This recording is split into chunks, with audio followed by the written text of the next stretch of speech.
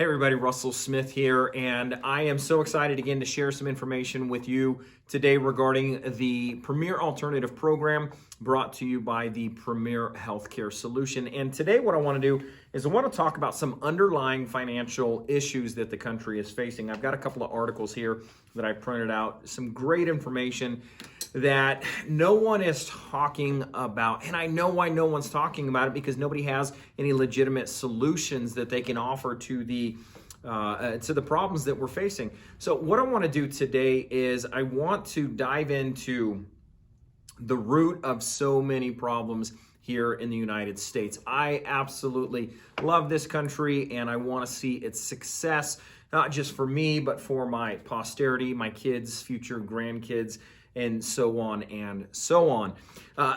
My wife and I love my wife. She's absolutely fantastic. She and I went to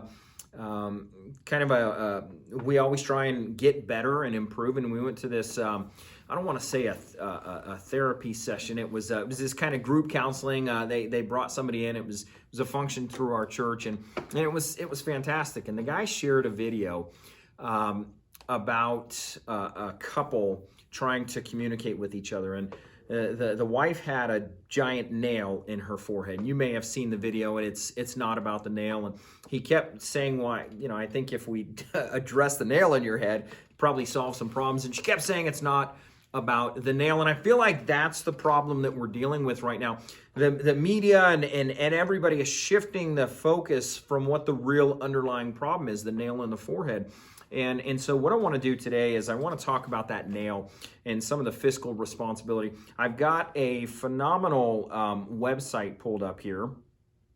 All right, I've got this website pulled up here. It's the usdebtclock.org website. Just an incredible amount of information on this site. And what I want to do is I want to look at over here on the left side where it says U.S. national debt. And right now we're at like 27, close to $29 trillion, which is a really, really, really big number. Nobody ever talks in those numbers except for the government, right? I mean, $28 trillion. I heard somebody say a long time ago that 1 million seconds ago was last week. 1 billion seconds ago, Bruce Springsteen and Michael Jackson were the biggest thing in the 80s, and 1 trillion seconds ago, dinosaurs still roam the earth. So 1 trillion is a really big number, and we're approaching 28 trillion with our national debt. Now, what I want to do is I want to look at the largest budget items. And on here, the largest budget items are Medicare, Medicaid, Social Security, if I can get that word out, Social Security, and then number 3 is going to be the defense and war budget. Now, everybody thinks that the defense budget's the biggest part, but I mean, we're talking about Medicare, Medicaid at $1.2 trillion. We're talking about Social Security at $1.1 trillion. These are really big items, the biggest items on our budget. And so I've got an article right here. This was written July 23rd, 2020 from Julie Rovner. And it talks about Medicare is burning through funds amid the coronavirus pandemic. Have you guys heard about the coronavirus? Yeah, kind of a big thing going on. So let me just read a couple of points here. Everyone involved, even tangibly, in healthcare today is completely consumed by the coronavirus pandemic, as they should be. But the pandemic is accelerating a problem that used to be front and center in health circles: the impending insolvency of Medicare. With record numbers of Americans out of work, fewer payroll taxes are rolling in to fund Medicare spending, the number of beneficiaries are rising, and Congress dipped into Medicare reserves to help fund the COVID-19 relief efforts this last spring. Dr. David Shulkin, if I'm saying that correctly, was the Undersecretary of Health at the Department of Veteran Affairs for both President Obama and President Trump. And he said, "I think we have a real impending health crisis." Very insightful. In April of 2020, Medicare's trustees reported that the Part A trust fund which pays for hospital and other inpatient care, would start running out of money in 2026, the same projection that they had in 2019. But the trustees cautioned at the time that their projections did not include the impact of COVID-19 on the trust fund. Then goes on to say, Dr. Shulkin went on and said, given even a conservative estimate of how many workers and businesses would not be contributing payroll taxes that finance Part A spending, he said the trust fund could become insolvent as early as 2022 or 2023. Are you kidding me? That Medicare Part A could become insolvent as early as 2022, 2023. Later on in the article, there was someone else, Mark Goldwing, that they quoted. And Mr. Goldwing said, they're more concerned, they, the proverbial they are more concerned with the next month than with 2023 at this point. Chip Kahn, president and CEO of the Federation of American Hospitals, agreed. He said, I'm not going to worry about this right this minute. At this point, my focus is completely on COVID. So we're not even going to worry about 2023. We're not even going to worry about Medicare just completely becoming insolvent.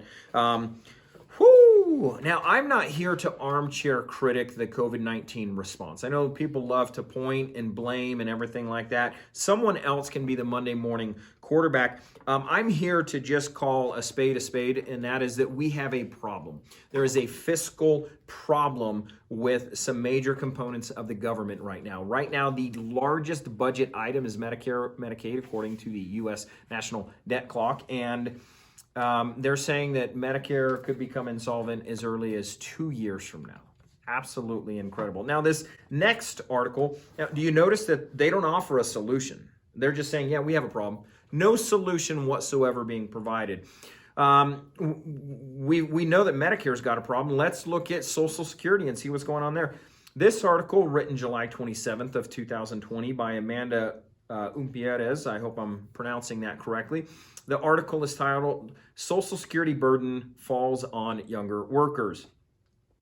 When Social Security was designed during the Great Depression, there were more than 45 employees to fund benefits for one retiree. There were few beneficiaries and many employees, but in 2020, that ratio has dropped roughly 3 to 1.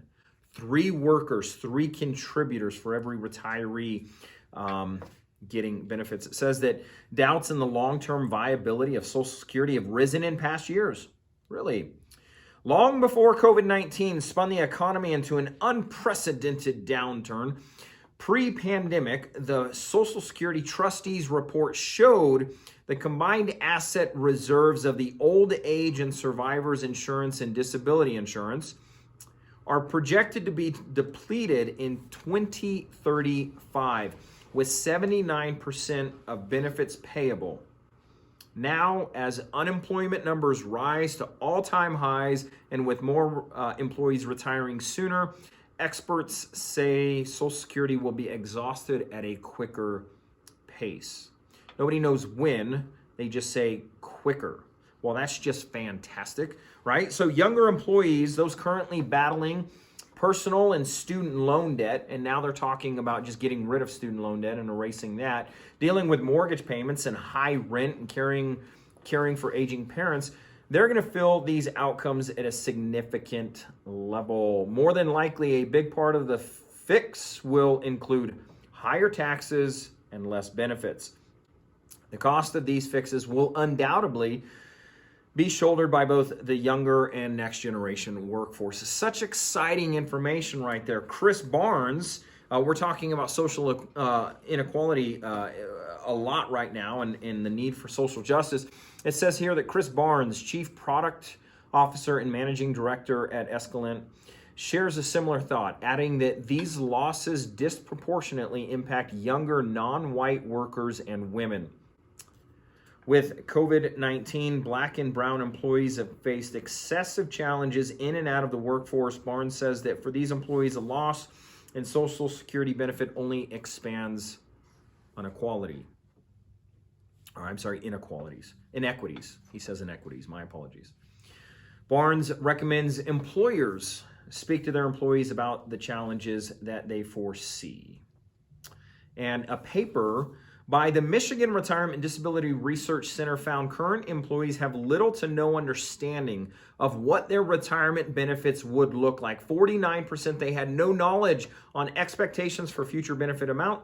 Yet participants still assume some form of government assistance will aid them throughout retirement. As an Escalent survey said, 47% cite Social Security as the top source of retirement income. And for many of these people, really the only form of lifetime income, which is a big thing that a lot of financial advisors are going to talk to people about, creating that lifetime income. The biggest fear that people have is longevity. They don't want to stay alive because they're going to outlive their money. It's incredible. It's incredible. Now, this first article offered no solutions whatsoever.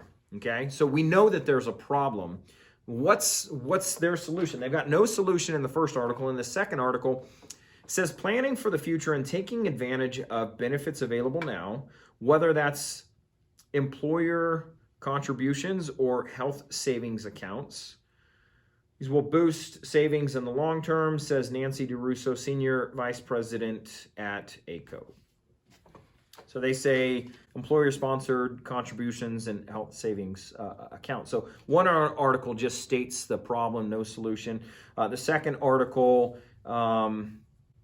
has a couple of things, but all of those favor the higher paid workers, okay? If you look at the way HSAs are typically set up right now, and you look at a demographic of an employer, oftentimes it's the upper third employees that are going to participate in the HSA type of accounts. You have the middle third workers that may or may not participate, and then the lower third workers typically don't because they don't have the discretionary income for that. So we've got these problems. What are the solutions, right? I mean, these are things that are major issues. The two biggest components of our national budget, and one of them says, man, we are just screwed. We don't have a problem. The other one says, oh, let's just kick it down the road to a younger generation. What if there was a way that these programs could be fixed without the need of a government bailout? What if there was a way that these programs could be solved, have the funding that they need, but it came from the private sector? What if there was a way that we could do that?